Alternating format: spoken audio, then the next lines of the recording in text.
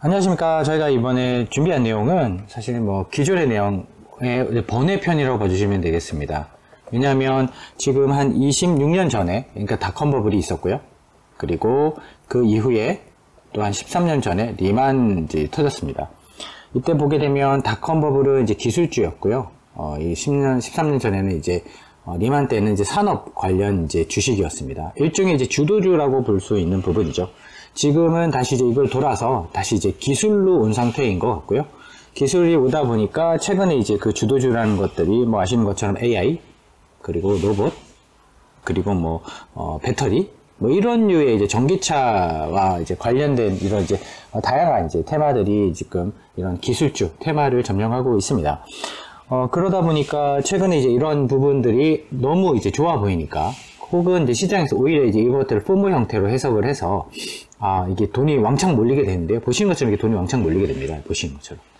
이게 사실 되게 오랫동안 몰린 셈이고요. 거의 한 7, 8년이 넘어서 이제 거의 2017년도에도 사실 이런 상황이 계속됐으니까 한 6, 7년 정도는 충분히 이쪽으로 돈이 많이 쏠린 것 같습니다.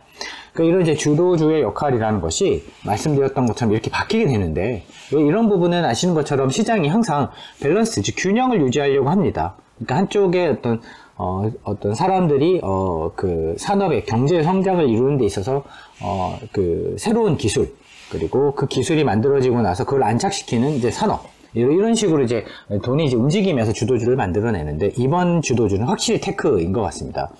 그러다 보니까 테크에 돈이 어느 정도 쏠리게 되고, 그 돈들이 주가를 되게 높은 구간으로 이끌어가게 되는데, 사실 예전에 닷컴 버블이 생겼을 때도 사실 유사했습니다. 인터넷의 어떤 재발명으로 인해서 그런 부분에 돈이 많이 쏠렸던 게 사실이고요.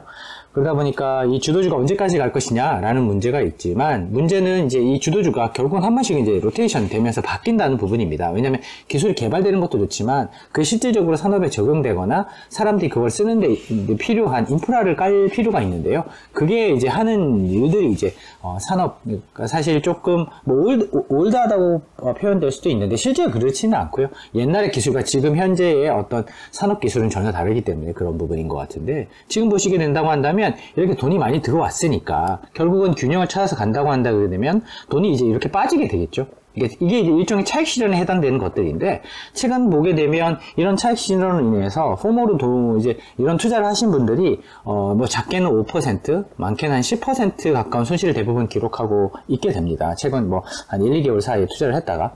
그러면 이게 이제 만약에 바뀌는 사이클이라고 하게 된다고 한다면, 이 사이클은 장기로 성장을 하긴 하겠지만, 그 장기 성장이라는 것이 1, 2년이 아니라 5년, 10년, 때로는 이제 말씀드린 것처럼 약 한 13년에서 15년 가까운 되게 긴 사이클이 되기 때문에, 사실 개인 투자자 입장에서는 되게 기다리기 어려운 시기라고 볼 수도 있을 것 같습니다. 여튼 지금은 이제 최근에 보시게 되면 극단적으로 이렇게 차익 실현이 나오는 이제 모습을 보이고 있고요. 근데 이 차익 실현이라는 것이 또 차익 실현하고 또 가격이 또 추가적으로 상승에 대한 기대가 있다고 한다면 또 올라갈 수도 있는 부분이긴 하지만, 여튼 이런 이제 불황이라든지 이런 사이클의 변곡점, 변화되는 구간에 본다고 한다면 이런 주도주에 대한 차익 실현이 분명히 나오게 되는데요. 지금 약간 그런 모습들이 월가에서도 나타나고 있다라는 이제 모습을 보여드리기 위해서 이 프레젠테이션을 준비를 했고요. 만약에 이게 실질적으로 차익 실현이 일어나고 나서 사이클이 바뀐다라는 게 이제 시장의 어떤 합의가 사실 발견된다고 한다면, 지금은 확실히 그러니까 불황 자체도 되게 중요한 포인트가 되겠지만, 이제 주도주가 바뀐다는 부분에 대해서도 포커스를 하셔야 되는 부분인 것 같습니다. 그러면 이 돈들이 이제 돈을 많이 벌었죠. 이렇게 돈이 들어와서 많이 벌었는데, 이렇게 차익 실현으로 매도가 일어난다고 한다면 이 거대한 자금이 어디로 가는지가 중요한데요. 그 어디로 가는지는 이번 이제 불황 사이클을 탁 밟고 점프를 하실 수 있는 그런 기회가 온다라는 게 저희 생각이고요. 그러면 지금 마이너스 5에서 10% 정도 손실이 났는데, 문제는 지금 현재 난 마이너스 5에서 10% 손실이 문제가 아니라, 지금 만약에 이게 변곡점이다, 이제 사이클이 바뀌는 순간이다라고 한다면, 결국은 나중에 10년 뒤에 돈을 벌 수도 있겠지만, 그 기간이 너무 길어질 수 있다라는 부분을 염두에 두시는 게 좋을 것 같습니다. 물론 이런 부분을 조금씩 익스포저를 늘려가는 부분은 되게 좋은 전략이 되겠지만, 실질적으로 단기 이걸로 승부를 본다든지 이 부분에서 남들처럼 똑같은 성과를 내고자 하는 그런 사이클을 여전히 기대하고 들어가는 부분에 있어서는 상당히 위험해 보일 수도 있는 것 같습니다. 반대로 얘기하자면, 사실 이제 그러면 이제 주식이니까요, 성장주니까 반대편에 이제 채권이라는 것이 있을 있을 수도 있는데요. 이 채권에 관련돼서도 마찬가지인 것 같습니다. 이렇게 변곡점이 있다는 것은 변동성이 높아지는 것이기 때문에 채권에 있어서도 레버리지 투자를 하게 된다고 한다면 그 레버리지를 조금 버티기 어려울 수도 있는 그런 국면이 될 수도 있다. 왜냐하면 금리라는 것이 갑자기 떨어지지는 않고요. 그 금리가 이제 떨어지는 것도 계속 이제 시장에서 인플레이션이라는 지표를 가지고 테스트를 하면서 떨어질 것이기 때문에 변동성은 여전히 높을 수밖에 없고요. 당분 그 변동성을 감내를 해야 되는 구간이다라고 저희도 보고 있습니다.